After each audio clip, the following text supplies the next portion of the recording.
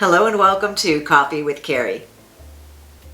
I think I did a really good job matching my coffee cup to my shirt today. It's not perfect, but it's pretty good. I'm looking at my monitor here and I was like, where's my coffee cup? So thanks for being here today, stopping by to be a part of the conversation. I'm Carey. If you're new here, I'm a matchmaker and a dating coach. I'm in Chicago, that area, but I have clients all over. If that's something you're interested in, please check out my website, coffeewithcarey.com. In the meantime, we're just going to have one conversation today, which hopefully will be pertinent to you. Sometimes yes, sometimes no. Can't please all the people all the time, but I love that you're here and giving it a go and give me a chance to see if I can engage you in this conversation about fighting a new relationship. Things sometimes are going to hit the fan and things blow up. People lose their patience. People get to a point where they can't be pushed anymore, or misunderstandings happen. There's lots of reasons that people get into their first disagreement, argument, or fight. And I wanted to talk a little bit about some options you have when that happens the first time with someone new, someone you care about. If that's at all interesting, I hope you'll stick around. That's what's on the agenda right now.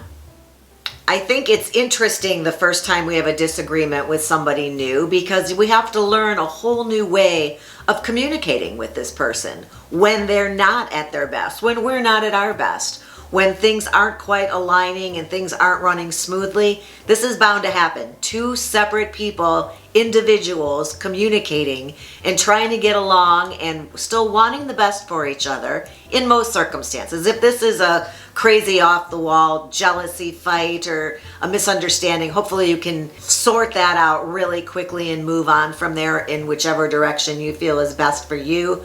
But with somebody we're getting to know and truly care about, there's going to be situations that arise. Could just be somebody being super tired and not having the willpower to have this conversation when you need to have a conversation. There's a million reasons that people have disagreements or arguments or full-on fights. And I think the first thing, number one, the thing you need to do when this happens is to clarify what exactly it is you're talking about. I find that so often people have a misunderstanding that becomes a fight because they have not sorted out the true point of contention here.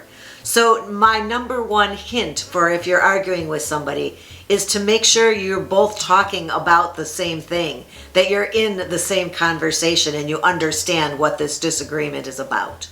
Number two is once you think you know what you're arguing about, you've got to decide together, maybe together, hopefully together, is this truly what we're arguing about, or is this a symptom or a sign of a bigger issue?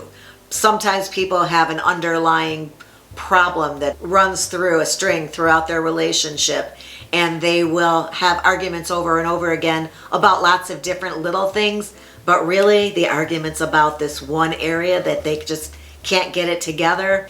And I think that you need to make sure that you're arguing about what you're arguing about and that it isn't about an underlying issue that has nothing to do with what this disagreement is talking about.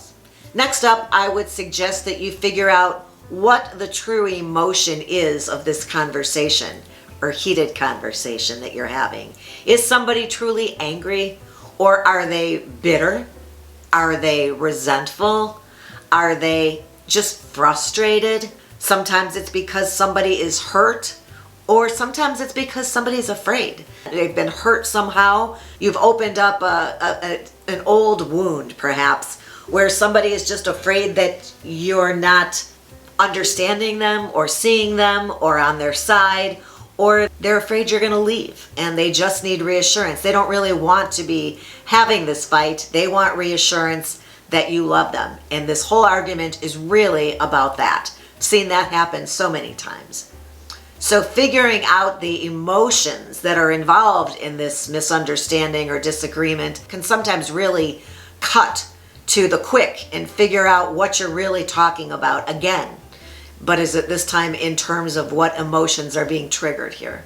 Because anxiety and fear can have you going back and forth with different arguments and fights for years to come if you don't figure out how to work through this early on. You could just save yourself a lot of time and frustration. If this is the underlying issue, somebody needs reassurance, then to know that that's what they need, you can stop all future arguments by just letting them know you're there, you're not going anywhere, you care about them, you're willing to work through it, but let's just let this go and talk about what's really going on here.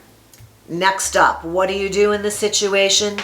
You compromise, because what you're really looking for in a disagreement with somebody you care about is a win-win situation.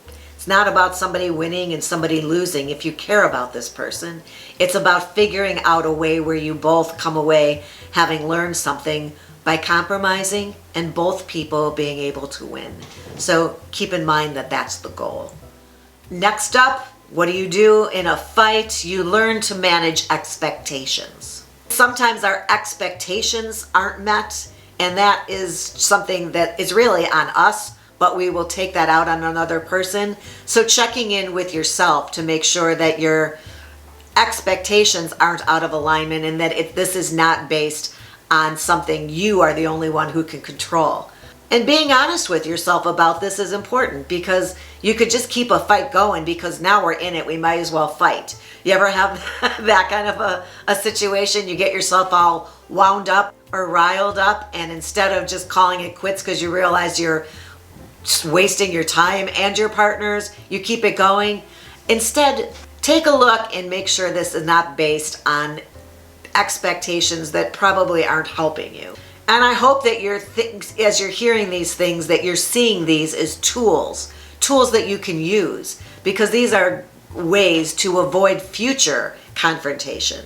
And I think that really should be the goal, right? Next up, I suggest that you try to, put the shoe on the other foot, see this situation from your partner's point of view. And, a lot of people say that, oh, I can see it from your perspective, but they're not really even trying. So 90% of that is really making the effort to step outside yourself and look at it from another angle and try to see where what you're saying could be misunderstood or misconstrued. And we can never truly put ourselves in somebody else's mindset to see it from their perspective, but if you can at least see it from a perspective that isn't your own, step away from it and look at it from an outsider, you'll be able to at least see that it's not exactly the way you're looking at it. Because you know what they say, there's 3 sides to every story: his, hers, and the truth, right? That's the truth, is somewhere in the middle there. The answer really lies in the gray area. And in a relationship, really, it is about 2 people trying to accommodate each other's perspectives and points of view. And it's not black and white. It is a lot of gray. And if you can learn to live in the gray area and see the gray area as not being black and white, that'll save you a lot of time and a lot of aggravation. And finally, the other thing you can do in a fight or disagreement with somebody is realize you just need to let it go. Sometimes an apology, if you realize you're partially wrong, maybe they owe you a bigger apology. But if you are at blame in any way, just saying, I'm sorry, I don't want to be fighting, I don't think you're right, but I don't think I'm wrong, and I just want to call a truce. That's always an option that's on the table for you. And I will remind you of something that I believe is so very, very true. And that is, sometimes it's more important to have peace in a relationship than to be right. We don't really get points in these conversations, disagreements with somebody, for being right. We just create more drama, bad feelings, negativity around us, the energy. What do we walk away from this feeling upbeat and positive towards whatever happens next? Probably not. It's a mood killer. It's anxiety producing. The bottom line is that in an argument, after it's over, there really are no winners and losers, because you both end up losing for having created all this drama that has both of you walk away feeling not so great. So to cut it off as quickly as possible, whether it's by acknowledging any of these things we've been through or just apologizing and saying, hey, I don't want to fight. Maybe later on we can explain ourselves better, but I can see that I'm not 100% right. Or maybe I'm not seeing this from your perspective clearly now, but I'd be interested in trying again later. And make sure as people will tell you, happily long-term married couples will tell you to never go to bed angry. That's probably good advice. So if this conversation is later in the night, which tends to be the case because people often get irritated and irrational around bedtime because they're tired, don't go to bed angry. Say let's just revisit this tomorrow, give each other a kiss goodnight, start it up again the next day. If it's during the beginning of a date, when you're still in those earlier stages of getting to know somebody and it's a misunderstanding, maybe just say, I think we're just not communicating well. I don't want to ruin our evening. Maybe I'll think about this later on and be able to express myself or my thoughts on this a little bit better tomorrow, but let's just call a truce for the evening so we can enjoy our night out. These are all just having your common sense override your emotions, and that's always probably a good idea to engage our brain and our common sense whenever possible, especially if our emotions are running amok and going to override our brain. It's better to wait till things can be more in perspective and things are calmed down and you can use both your head and your heart. So I hope you found this helpful. If you did, do what my mother is telling you to do down there. Give the episode a thumbs up. I hope you'll subscribe, and if you hit the ring bell, then you're notified every time a new episode goes live, and we can hang out again soon. So thanks for being here today, and until next time, have a good one.